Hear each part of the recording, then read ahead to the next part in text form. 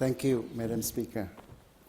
I would like to begin by acknowledging the traditional custodian of the land on which we meet today, the Ngunnawat peoples and the Whadjuk people of the Noongar Nation, which Tangney is a part of, and pay my respect to the elders past, present, and emerging.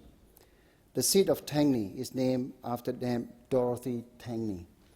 She was the first female senator in Australia Parliament and a proud Labour member. I'm honoured to stand here today as the first Labour MP elected to represent Tangney in 39 years. Yeah.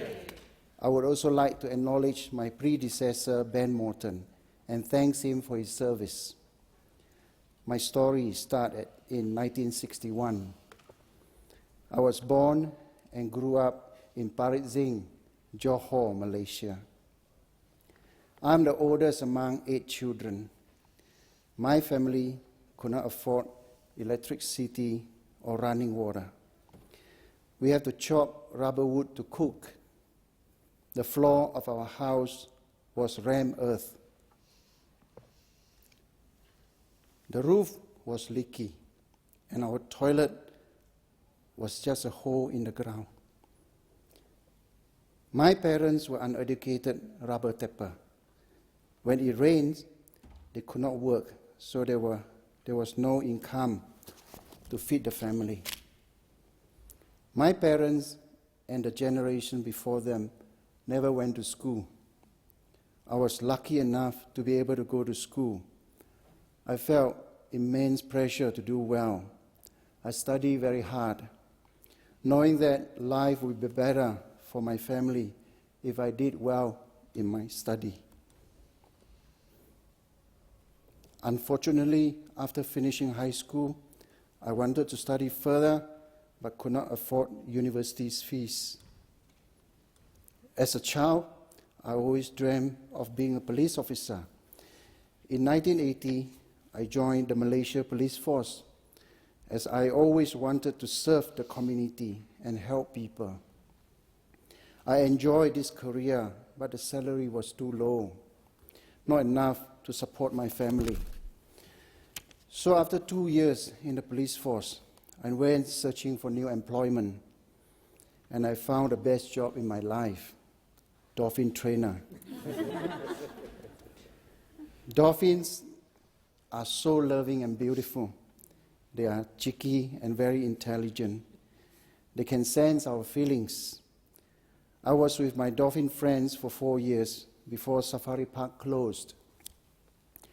I was very sad to say goodbye to them, but I was also happy that they were back in their home where they belong, wild and free.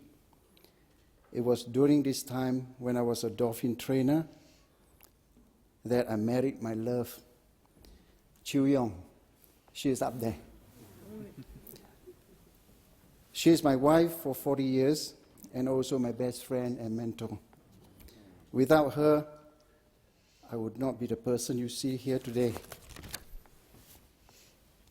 After the Safari Park shut down, I started a supply and distribution business that was quite successful, with operations across the country. It allowed me to provide a secure life for my growing family. My spirituality is very important to me. In my early 30s, I decided to live as a temporary Buddhist monk for 25 days in northern Thailand. I shaved my head and took a vow of silence. I meditated and ate very simply. During this time, I experienced absolute peace, peace that radiates from within. It is an important experience that I still reflect on and find peace in solitude and contentment in helping others. All parents want the best for their children. For me, education is everything, and I want my children to be better off than me. In 2002, my wife and I made a decision to immigrate to Australia to give our children the best education and opportunity to secure a comfortable life. My children each received a great education at the public schools in Tangney and graduated from the local universities. They are now all married and have great career. I love my children with all my heart, and I'm always so proud of them. After our arrival in Perth in 2002, we ran a coffee shop in CBD. It was great to be working as a family. We had to learn a lot of words that I have never heard of before, like flat white, Lamington. 2006 was a big year for me and my family. I reignited my lifelong dream and joined WA Police Force at the age of 45. 2006, also the year that my oldest daughter, Yin Wei, was diagnosed with cancer. Looking back, I don't know how my family and I go through that period.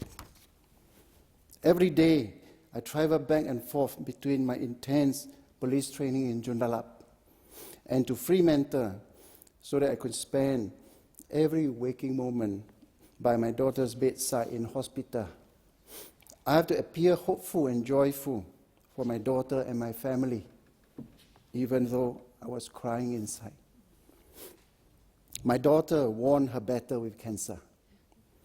Thanks to our amazing system, all of this underpinned by the great Labour Party initiative we know as Medicare. Yeah. I'm eternally grateful to the doctors and nurses. For many years, my daughter spent her birthday visiting the oncology wards to express her thanks in deep gratitude. I spent more than 15 years in WA Police Force. I was posted across Western Australia, servicing the community from Eucla, 1,400 kilometres east of Perth, Karratha, 1,500 kilometres north, and back to Perth. Police officers have a most difficult job, constantly taking stressful, undesirable duties that no one else wants to do. Thank you. But must be undertaken. My brother and sister in blue bear a difficult burden. This difficult burden has a name called duty. We start our day before our children or partner are awake. Once we arrive at the police station, we put on our blue uniform and gear up and hit the road. We never know what situation will arise or what will be called to attend. It may be a serious family domestic violence, maybe a fatal traffic crash, maybe an armed robbery, pub brawl, sudden death, murder, and many more. All these are the common tasks for police officers. Police officers often been abused, kicked, punched, beaten, and also spat on. They go from job to job, often thanklessly, dealing with so many difficult situations. They may be tired, they may be affected by what they have encountered, but whenever they receive call, they turn up and do their job professionally without complaining. Then at the end of the day, they return to the office to finish a big pile of paperwork before heading home to their families, keeping a brave face of normality from what they have experienced. And the next day, they start the process all over again. This is a burden of duty. I want to take this opportunity to recognize the uniqueness of policing and the people who put their hands up to serve. I also extend my thanks and gratitude to all the frontline workers, like our nurses, doctors, carers, teachers, and beyond. And I thank all of them deeply from the bottom of my heart, and I want to advocate for all of you. I received the Police Officer of the Year award in 2020. I felt that I was where I needed to be, serving the community. Whilst my whole life journey is important, one man made all possible. His name is Gough Whitlam. He was a Prime Minister of Australia when the Labour government abolished the last vestiges of the white Australia policy in 1973. He is a hero to me as well as to many. He introduced multiculturalism into Australia. Because of him, we can call Australia home. Because of him, I and many of the new MP here in the 47th Parliament can be the faces and representatives of our multicultural communities. I was born as a third generation Malaysian Chinese, but I stand here today as a proud Western Australian elected by the people of Tangney as their representative in Australia federal government. Western Australia is where I live. I note and cherish the achievements of our State Premier, Mr. Mark McGowan, and the WA Labour team. Mark is a gentleman and a statesman over and above his position as a Premier. Thanks to his leadership, WA is now the wealthiest state in Australia. In my eyes, Mark is a legend. Mr. Speaker, Australia's closest neighbour are those in Asia, encompassing the ASEAN region. China, India, Japan, Korea, and many more. And it is important to note that our economy, especially WA, boost over the last few years was from the Asia region. There is a verses in the Bible from the book of Proverbs, chapter 27, verses 10, in the King James Version, that reads in Mandarin, 言轻不如近邻. The translation of this is, better is a neighbor that is nearby than a brother far away. This is the same principle of neighborhood watch in our police terminology. My younger son, DJ, he served in the Australian Navy, which made me very proud of him. Well done, DJ. He's the one that gave me the pink lunchbox. It suited him. So DJ and I, we believe in peace, and we believe that peace can bring harmony and prosperity. You can see both of us, we are not fighters. We always smile and happy. But if our country required our services, we will put our life on the line for our country and its people. Like all of you here today, Australia is our home. I'm very passionate about promoting peace. When I was young, my grandma and grandpa, they told us about their life experiences during World War II. The cruelty and atrocity the Japanese soldier imposed on the civilians when they invaded Malaya.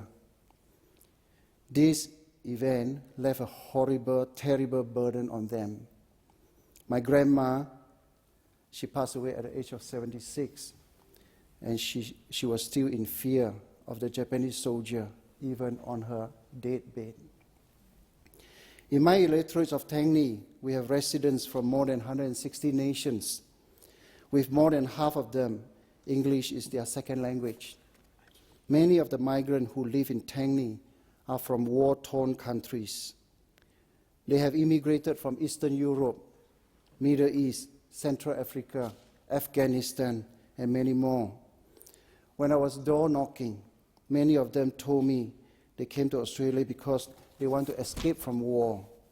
They share with me their stories and their struggles. All they ever wanted was to be with their family and to have peace. War comes with deep costs. War causes huge humanitarian, environmental, and financial crisis. War brings suffering, pain, and sorrow to many. There are 1.1 million Commonwealth war graves. in 23,000 locations around the world.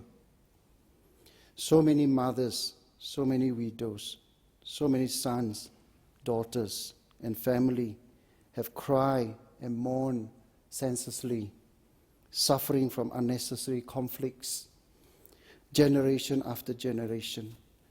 The cost of war is too much to bear. We must learn from history. We must learn from those mistakes. I have been to so many community events and celebrations, Jewish and the Palestinian, Tamil and the Sinhalese, Burmese and the Karen. People from countries with conflict now live together harmoniously in Australia. I'm a firm believer that we must propagate peace, not only in our communities, but also in our neighboring countries and beyond. Peace, love, unity, respect. These 4 words are simple but meaningful words to live by. And I choose to live by these words. I believe all of us here today want to see Australia as the beacon of peace in this troubled world. Beating war drums is a foolish exercise. I do not believe that war is the way to resolve human problems. Mr. Speaker, words are not enough to express my gratitude, but right now, they are all I have. With the indulgence of this House, I would like to pay my thanks in the first 2 languages I have learned, the Malay and the Chinese. Kepada semua saudara-saudara yang berada di Malaysia, Australia, dan di seluruh pelosok dunia, terima kasih atas semua perhatian dan berkat yang telah anda sekian berikan kepada saya. Terima kasih atas semua dukungan dan bantuan anda semasa pilihan di Australia. Terima kasih semua. 各位旅居在五湖四海的华人同胞、兄弟姐妹们，大家好。谢谢你们给予我所有的关心和祝福，感恩你们在全国大选期间给予我的一切支持和协助。谢谢大家。In translation, to all my friends in Malaysia, Australia, and abroad, thanks for all your care and love.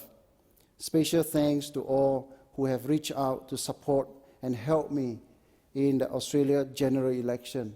Thank you. To all my supporters, my friends who have traveled across the country to be with me here today, thank you. Thank you very much.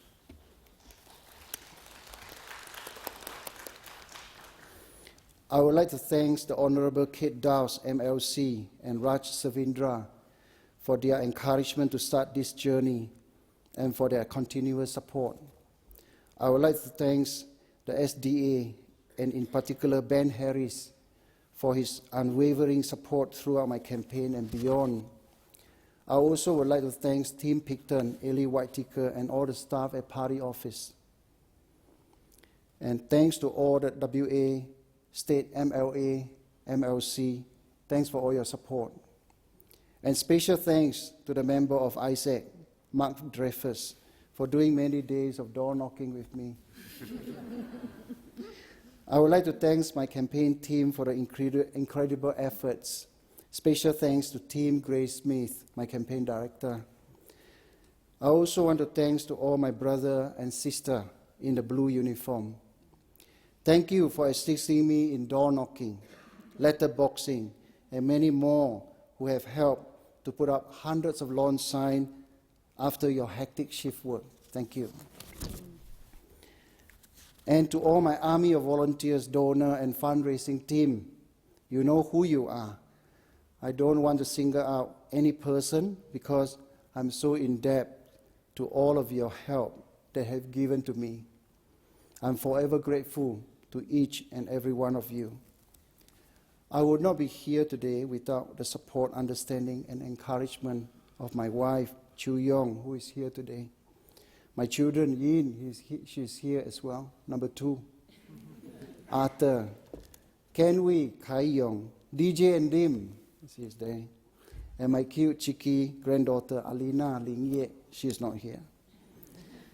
To the good people of Tangney, it is an honor and privilege to serve you, and I am determined to do my best with integrity, remembering the word of Abraham Lincoln, government of the people, for the people, and by the people. I make a pledge on this day. I will never take you for granted. I will work every day to make Tangney a better place, and I will be accessible, responsive, and will deliver on my promises. I will serve all of you with love, compassion, and honesty. While my late parents, they may not be here present physically in the audience today, I want to pay tribute to my hardworking mom and dad. I dedicate this first speech to them both. Apa ama kamsia. Thank you, Mom and Dad. Lastly, my wish to everyone listening to my speech today, I would like to speak in Pali language. Sabe sata sukita hontu anumo dantu. Meaning is, may all beings be well, happy, and peaceful. And thank you for listening. Thank you.